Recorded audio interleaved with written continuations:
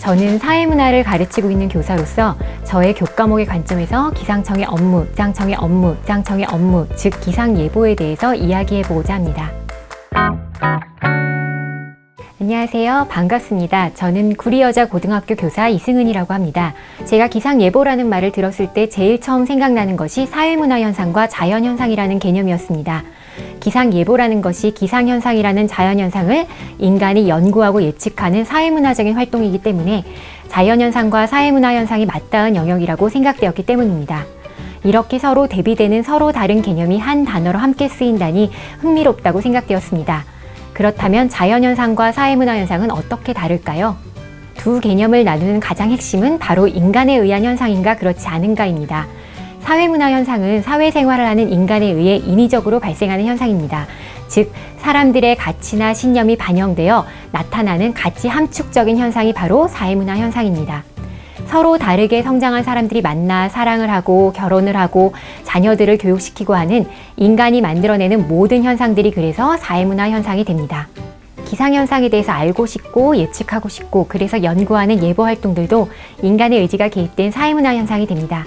하지만 10길 물속은 알아도 한 길 사람 속은 모른다라는 속담처럼 어떻게 변할지 모르는 게 바로 인간의 의지이고 마음이지 않나요?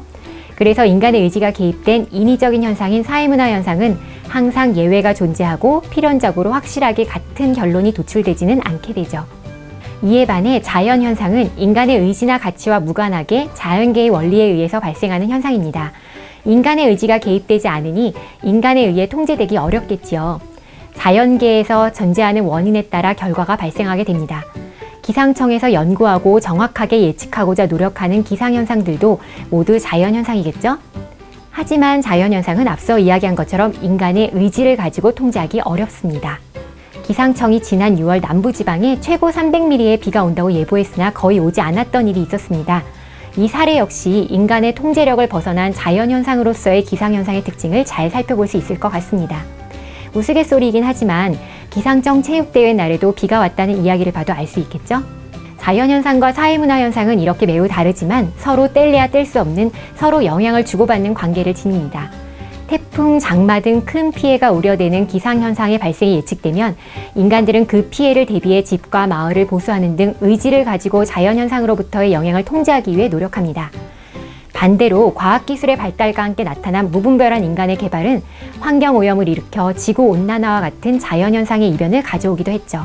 지금까지 서로 다른 특징을 지니는 사회문화현상과 자연현상의 차이를 비교해서 생각해 보았습니다.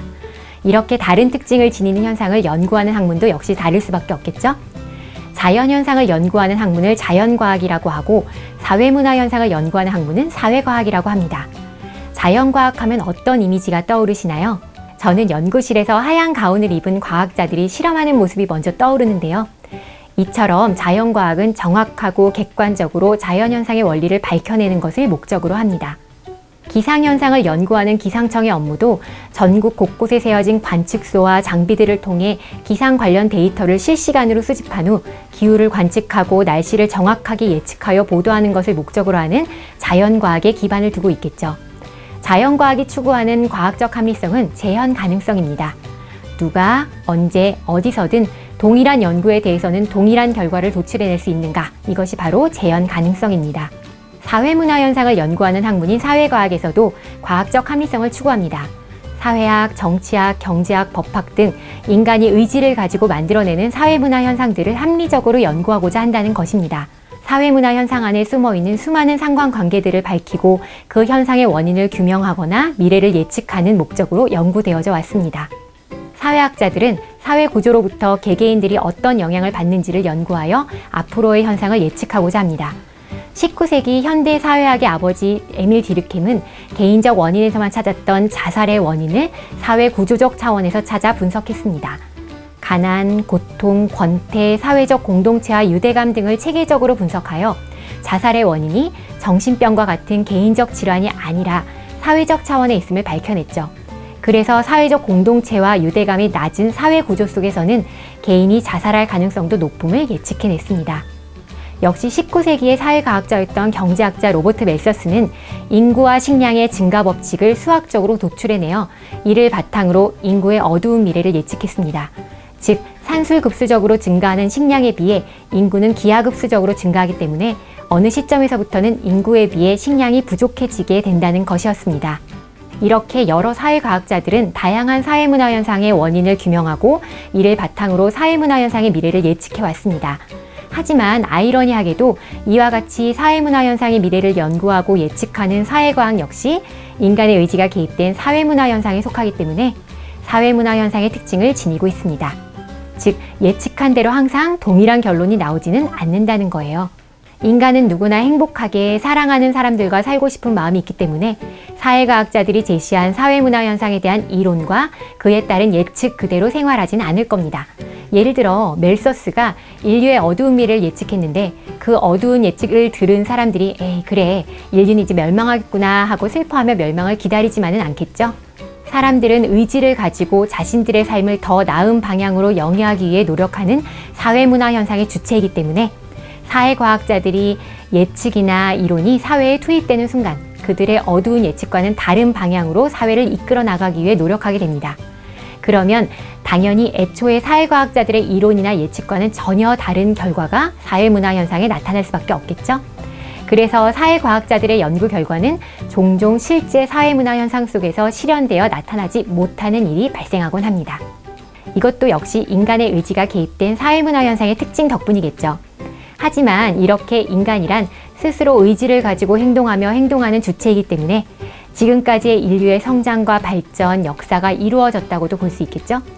비록 사회과학자의 이론이 틀리는 한이 있더라도 이러한 사회문화 현상의 특징은 분명히 인류에게는 큰 축복이라고 할 수 있을 것 같습니다.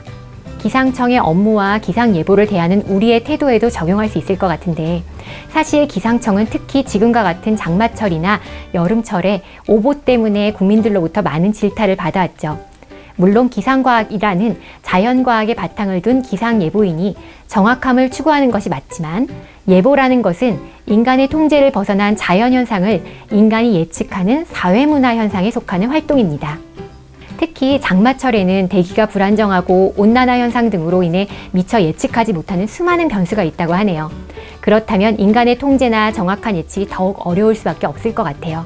그럼에도 불구하고 국민들이 질타를 쏟아내는 것은 어쩌면 국민들의 기상청에 대한 높은 기대가 반영된 것일 수도 있다고 보여집니다. 국민들의 기대에 부응할 수 있도록 기상청 예보관들도 더 큰 사명감과 의지를 가지고 정확한 예보에 더욱 힘을 기울이면 좋겠고 국민들도 기상청에 대한 기대만큼 큰 애정을 가지고 예보에 귀를 기울이고 믿음을 가지고 기상에 따른 행동을 하면 좋을 것 같습니다. 그렇다면 사회과학자들의 이론과 결론이 종종 틀리는 것처럼 기상청 체육대 옛날 비가 왔다는 놀림도 없어지는 날이 오지 않을까요? 감사합니다.